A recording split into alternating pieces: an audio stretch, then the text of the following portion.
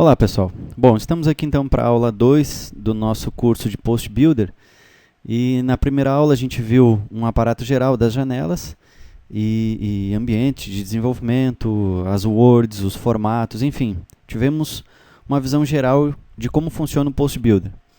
Também abrimos um modelo já existente de pós-processador e salvamos ele dentro de um diretório, inclusive geramos um código pós-processado dentro de um exemplo que a gente tinha no NX.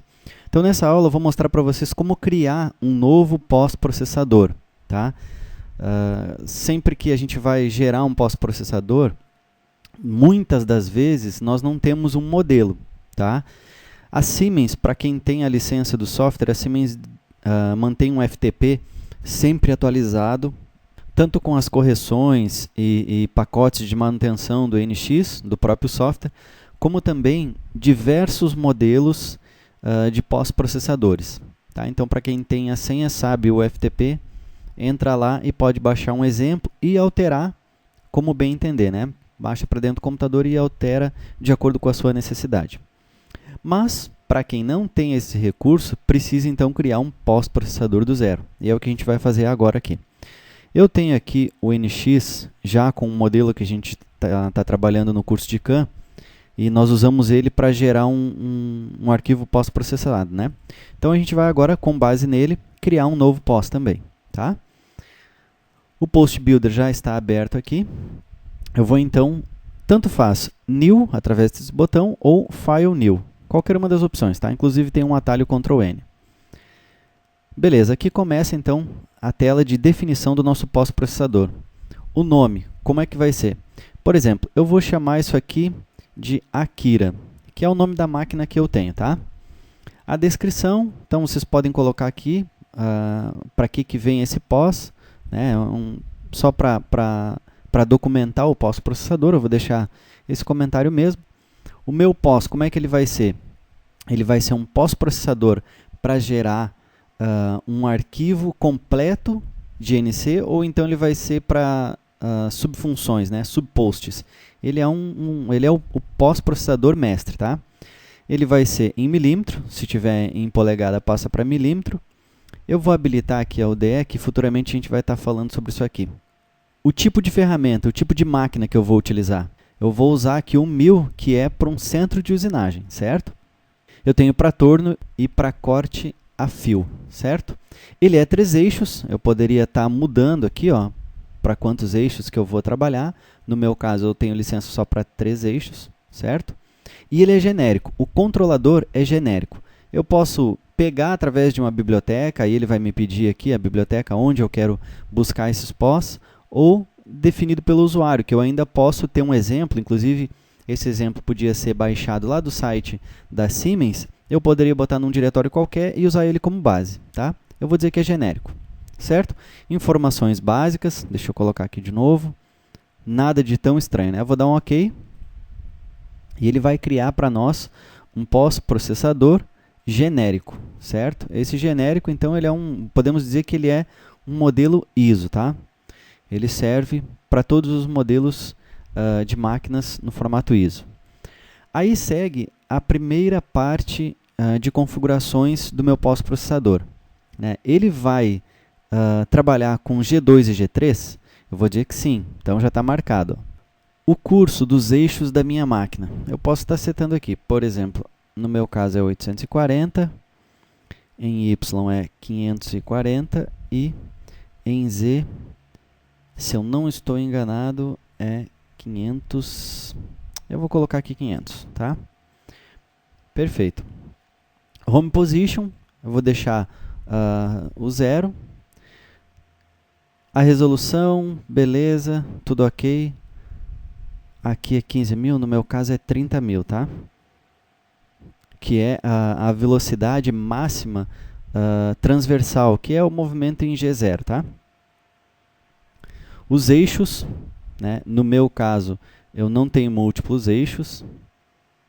Beleza. Espelhamento também eu não trabalho. Perfeito. Ok? Na segunda tela, a gente tem, então, esse display machine a gente já viu, né? Ele mostra a base de como vai ser o seu pós-processador.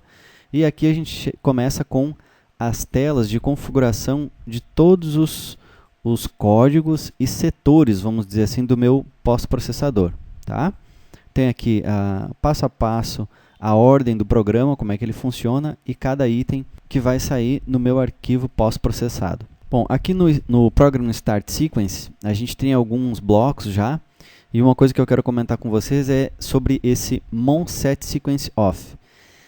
Esses comandos, pessoal, que vem mon na frente, é Manufacturing Output Manager. Esse comando eu não modifico, tá? Isso aqui é do próprio Post Builder. Tá? Ele não me permite mudar isso aqui. Eu posso utilizar os que já existem, mas alterar, vejam que se eu clicar com o botão direito, eu posso cortar, copiar e deletar, mas editar não. Já o código abaixo, ó, se eu clicar com o direito, eu posso editar ele. Ok? Então, todos que vocês encontrarem no pós-processador, que vem o mon, somente o mon na frente, ele não é editável. Tá? Aqui a gente tem ele sendo desligado e ligado. Tá? Depois eu tenho, por exemplo, aqui esse bloco. PB. O PB é um Post Builder, é um Custom Command, certo? Então, esse aqui, se eu quiser editar, eu posso. Ó. A gente pode ver o código dele, como é que funciona, e caso eu queira editar alguma coisa, né, eu posso estar editando. Obviamente, esse tipo de comando longo desse jeito aqui, ó, eu aconselho, inclusive, nem mexer, tá? A não ser que você, em caso extremo, não tenha uma outra solução. Né? Alguns são padrões, realmente a gente não deve mexer, porque tem uma função padrão dentro do POS, então a gente não deve mexer. Tá? Esse é um caso de um exemplo. Tá? Mas, enfim, tem alguns códigos, alguns comandos customizados que a gente pode estar alterando. Tá? Mas, de qualquer forma, pessoal, criar esses custom command, eu indico a vocês assim, ó, em casos extremos. Se não tem como utilizar os blocos que já existem dentro do Post Builder, aí a gente abre mão para um Custom Command. Tá? Mas, em contrapartida, você tem que conhecer bem a linguagem TCL, saber o que você está trabalhando, né? Tem que ter uma boa noção do que você está fazendo. E, obviamente, sempre criar backup do seu pós-processador para que, de repente, não deu certo lá o que você fez de alteração, você já tem o que vinha trabalhando ali. Ok? Bom, eu não vou fazer nenhuma alteração aqui, só para vocês verem como é que ele vai ficar. Tá? Eu vou simplesmente salvar esse pós-processador, File, Save As. Inclusive, eu apaguei aquele nosso diretório, porque eu vou criar ele do zero e bem direitinho. Tá? A gente vai colocar vários pós-processadores ali dentro. Então, vamos lá, eu vou criar aqui 3D VS. Vou botar aqui curso 3D VS. E aqui dentro eu vou colocar genérico, que é o nosso pós-processador que eu estou criando agora, certo? Não, melhor, vamos colocar Akira, né? Akira porque é o nome que eu estou dando para o meu pós-processador. Beleza, eu vou deixar também akira.pui. Salvar. E agora eu preciso também setar os parâmetros lá naquele arquivo DAT, né? Então vamos lá, utility, edit, template post data file. Eu também removi aquela entrada que nós tínhamos colocado e eu vou adicionar uma nova aqui. Vamos lá.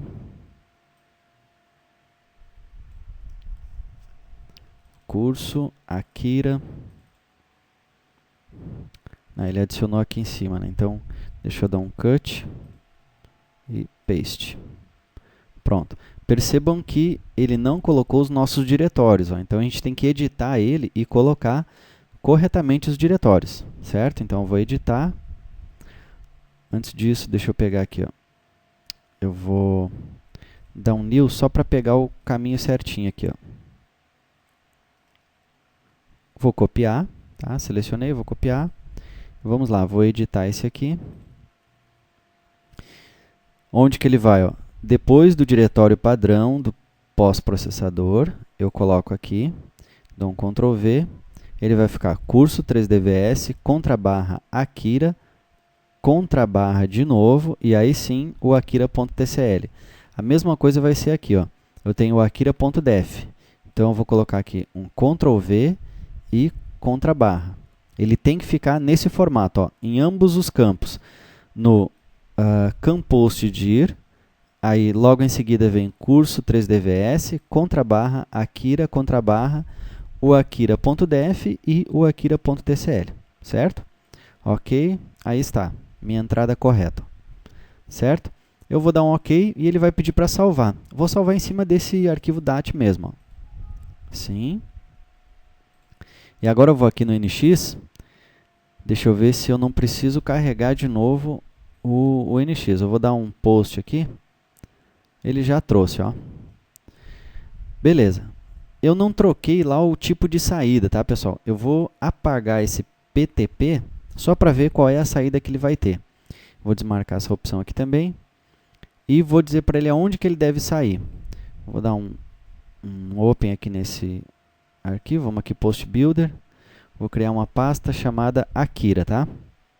Que vai ser o pós-processador. Toda alteração que eu fizer, eu vou salvar um arquivo de teste só aqui, só para a gente ver, tá?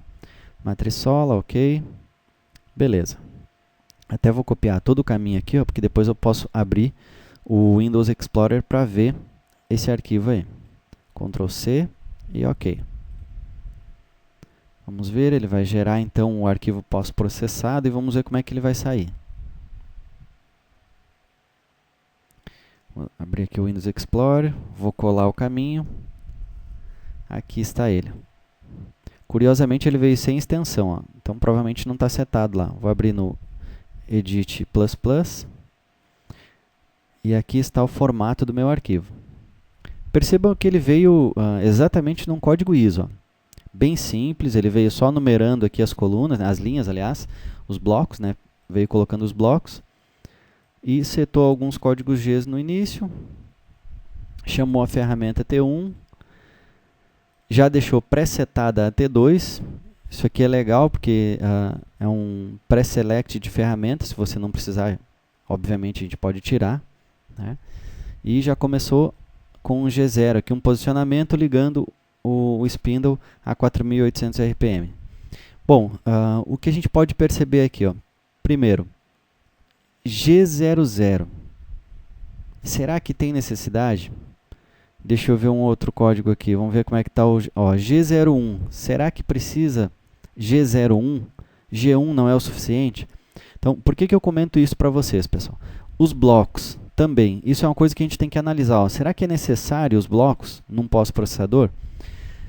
Por que eu estou falando sobre isso para vocês? Eu já trabalhei em centros de usinagem onde eu digitava o código no painel.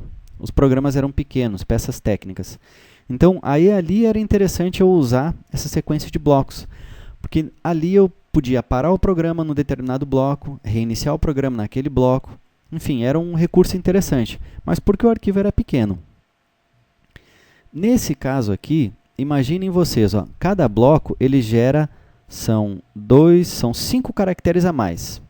Agora vocês imaginem, nesse arquivo eu tenho aqui um total de 28.948 linhas. Tá? Vamos dar um Ctrl End aqui. Olha, eu estou então na última linha. Essa linha é a linha 28.948.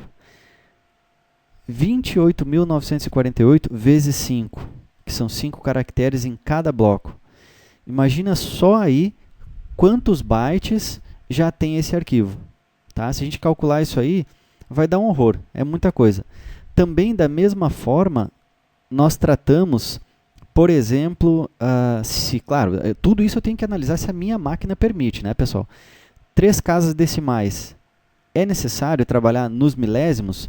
Bom, você é que tem que analisar. Nesse caso, eu trabalho com casas milesimais, eu mantenho isso, certo?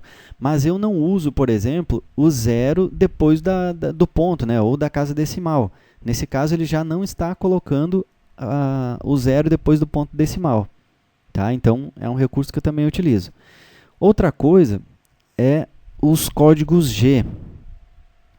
Eu também não uso, pessoal, G01, G00 ou T01, T02. Eu uso somente o número sem o zero. T1, T2, G0, G1, G2, G3. Né? Porque quanto maior o número de caracteres que você retirar desse arquivo pós-processado, pessoal, é melhor.